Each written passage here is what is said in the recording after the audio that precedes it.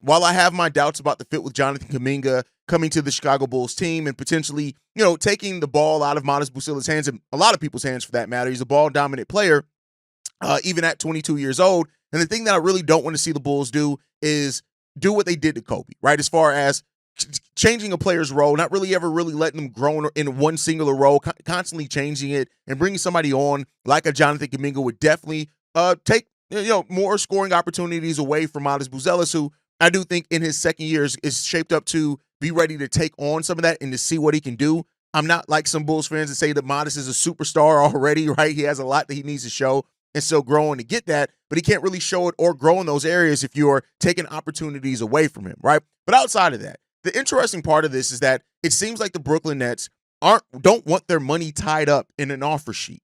And that goes back to what some Bulls fans want to see the Chicago Bulls do, and that is use the Brooklyn Nets to either not pay Josh Giddey his $30 million or as a ploy. And something that I've said multiple times on this channel is that you can't force a team to give a player an offer sheet. You can't even force the Brooklyn Nets to meet with the player, right? And no, for those that get to typing, well, if they're not willing to meet with him, that means that we should offer him even lower. No, it means that they have other plans with their money, right? And in this, right, if they are more focused, and which is a really good tactic, if they are more focused with using their open cap space to potentially gain some assets by being the third team in some scenarios and absorb some money, which then is going to get them some assets, I think that you see that makes a lot of sense, right? That actually makes a lot of sense for them in the current state of their team, especially with them having 4 first-round picks. So they're a young team that's far enough away. And while I think that this whole thing linking the Brooklyn Nets to Josh Giddey really just started because they're the only team that has open cap space,